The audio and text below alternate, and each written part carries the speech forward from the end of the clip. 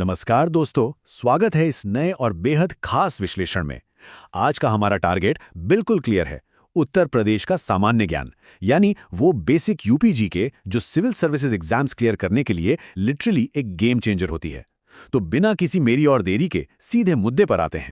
आज के इस एक्सप्लेनर में हम 4 मेन चीजें कवर करने वाले हैं। पहला, हिस्टोरिकल एवोल्यूशन। दूसरा, ऑफिशियल स्टेट सिंबल्स।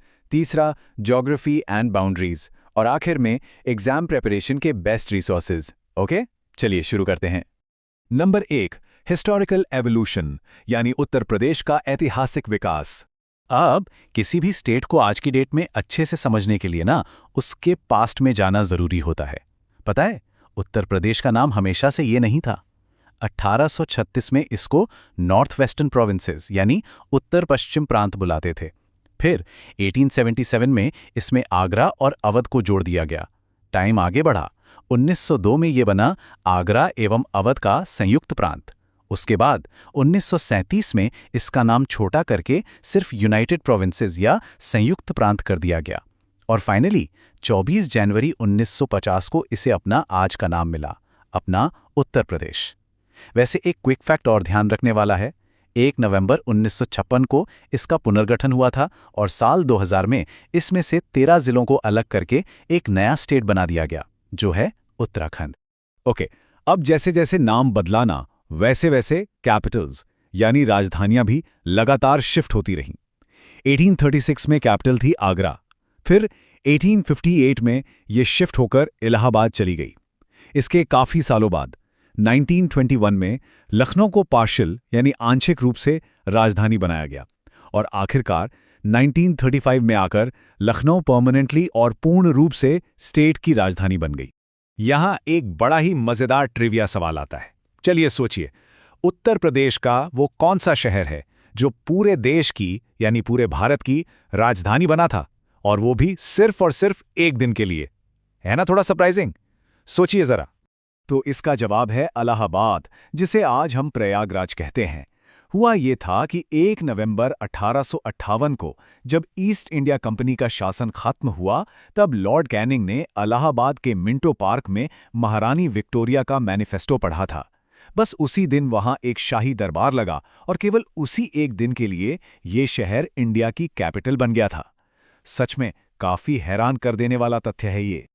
आगे बढ़ते हैं नंबर 2 पर, ऑफिशियल स्टेट सिंबल्स यानी यूपी की राजकीय पहचान। हिस्ट्री के उन डेट्स और टाइमलाइन से निकलकर अब जरा राज्य की कल्चरल और विजुअल पहचान को देखते हैं। यूपी सरकार का जो ऑफिशियल एम्ब्लेम है यानी राजकीय चिन्ह, उसमें ध्यान से देखिए, एक धनुष, तीर और 2 मछलियां बनी हुई हैं, और ये ब्रिलियंटली इलिस्ट्रेट करता है वहां की विरासत को। बाय द वे, इस स्पेसिफिक एम्ब्लेम को ऑफिशियली 1938 में एक्सेप्ट किया गया था। अब आते हैं स्टेट एनिमल्स और बर्ड्स पर। इनको एक साथ विजुअलाइज करना सबसे बेस्ट होता है। एक तरफ है स्टेट एनिमल, शानदार सींगों वाला बारहसिंघा, और बिल्कुल उसके साथ है स्टेट बर्ड, सारस, जिसे क्रॉच भी कहते हैं। विजुअल से ऐसी डिटेल्स दिमाग में एकदम छप जाती हैं। इसी विजुअल पेयरिंग टेक्निक को थोड़ा और आगे ले चलते हैं और स्टेट की फ्लोरा को देखते हैं। लंबा हरा भरा अशोका यूपी का राजकीय वृक्ष यानी स्टेट ट्री है, और उसके ठीक बगल में देखिए, ये ब्राइट ऑरेंज कलर का फूल, ये है पलाश, जो यहाँ का राजकीय पुष्प है। इसे लोकल लैंग्वेज में टेसू, धाक या केशुक जैसे कई नामों से पुकारा जाता है। इनके अलावा कुछ और बेहतरीन कल्चरल सिंबल्स हैं जो बिल्कुल टिप्स पर होने चाहिए। स्टेट का स्पोर्ट है हॉकी, फ्रूट है आम, और स्वीट जलेबी, एकदम रसीली जलेबी। और हाँ, भाषाओं की बात करें तो अक्टूबर 1947 से हिंदी प्रथम राजकीय भाषा बनी और बाद में 1989 में उर्दू को दूसरी राजकीय भाषा का दर्जा मिला। ये सारे फैक्ट सीधे सीधे एग्जाम्स में हिट करते हैं, तो इनको हमेशा याद रखना है। चलिए तीसरे मॉड्यूल पर आते हैं, ज्योग्राफी एंड बाउंड्रीज। अब कुछ हार्ड ज्योग्राफिक डेटा और नंबर्स देखते हैं।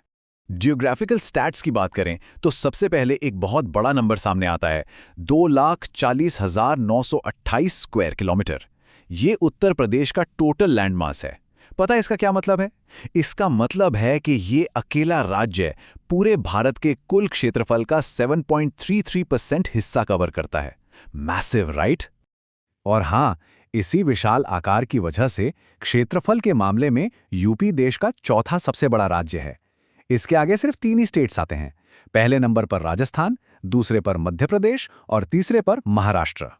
सो द क्रूशियल पॉइंट इस पूरे विशाल राज्य का फैलाव आखिर कहां से कहां तक है? राज्य के इन चारों एक्सट्रीम पॉइंट्स को एकदम क्लीन तरीके से दिमाग में फिट करना जरूरी है। देखिए, सबसे उत्तरी यानी नॉर्दर्न मोस्ट जिला है सहारनपुर, सबसे दक्षिणी यानी साउदर्न मोस्ट है सोनभद्र।